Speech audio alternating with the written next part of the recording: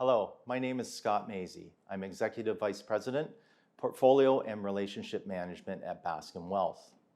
Each October for the last 15 years, we have held our annual client event called Outlook, where we would spend a few hours with you and share our views on the economy and the markets.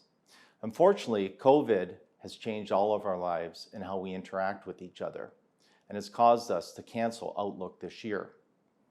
Although we can't be together, we would still like to share our views, and we're doing this via a roundtable discussion covering the following topics: the US election and what changes when Biden takes over, the COVID and the post-COVID economies, lessons learned, and our views looking forward. At Baskin Wealth, all of our investment decisions are made by our investment committee, which includes our portfolio managers, traders, and analysts.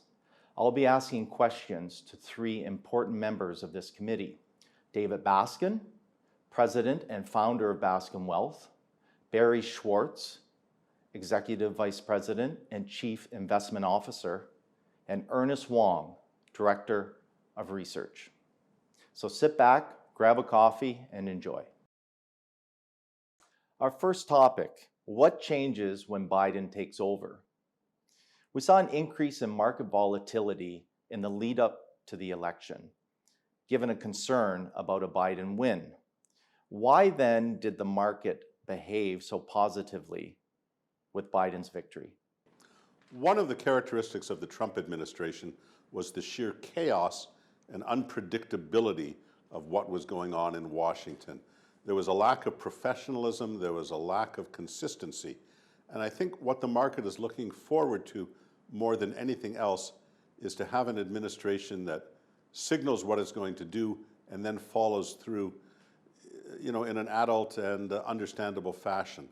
I think there's a great sense of relief that American cities didn't burn down, that there wasn't rioting in the streets, and that even though Trump, as we speak, has not conceded and has not launched into the transition process to the Biden administration, there's a general feeling that that will eventually happen. So I would say that the market is, more than anything else, showing relief.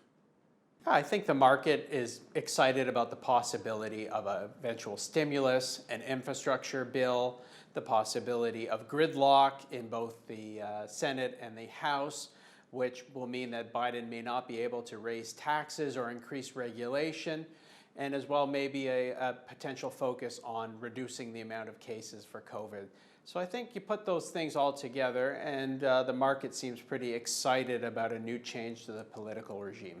Well, I think it's important that we take a step back to really think about how we approach investing at Baskin. We are investing not based on a short-term political situation or even trying to project things like tax rates or what any individual president might or might not do with regarding regulations, but we're trying to invest in really, really great businesses that are going to grow irrespective of what's happening in the underlying economy. So take, for example, Netflix. I'm pretty sure that if we look 5 years out, regardless of whether Trump or Biden is the president, people are going to be watching more Netflix than they did today.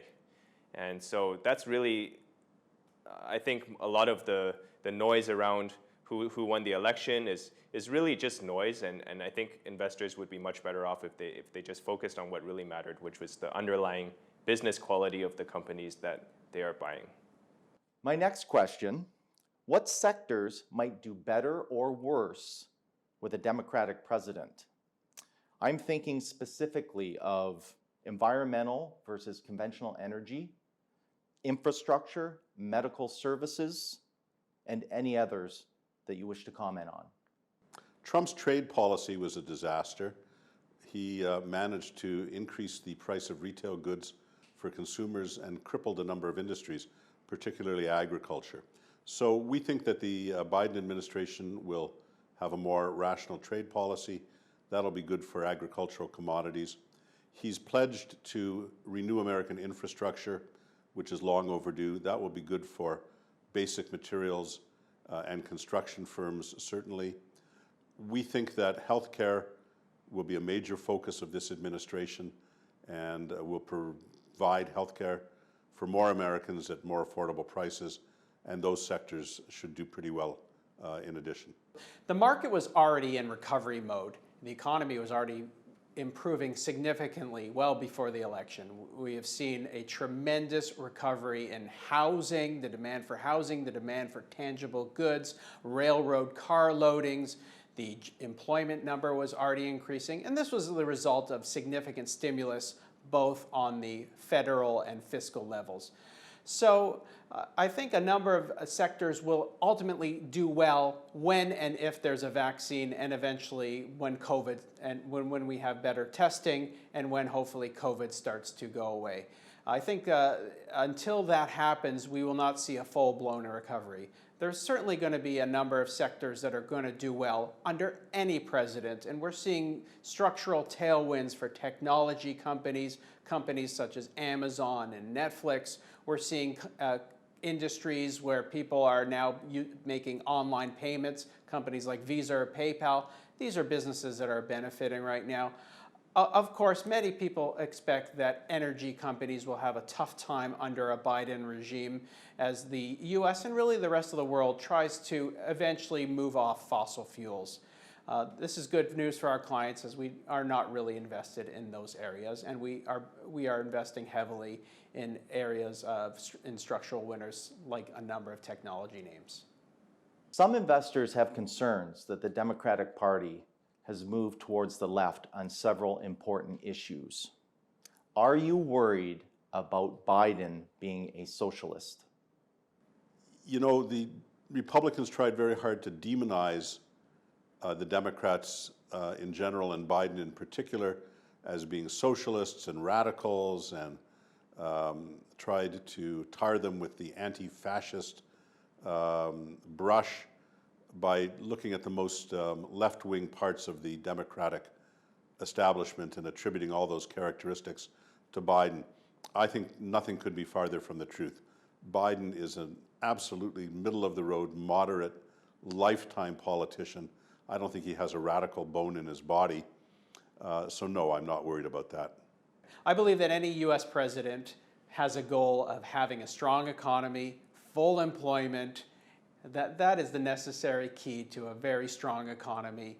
And I think that the stock market generally does well under most presidents. And I think what the famous line that Bill Clinton said, "It's the economy, stupid," really applies to any president. So I'm not concerned about the socialist leanings or the left leanings of the Biden political regime. I think that everyone has a goal as we recover out of this COVID crisis to get America back to work and to get the economy back to recovery mode.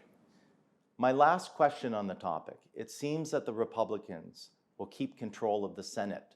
Is that good or bad, or perhaps both?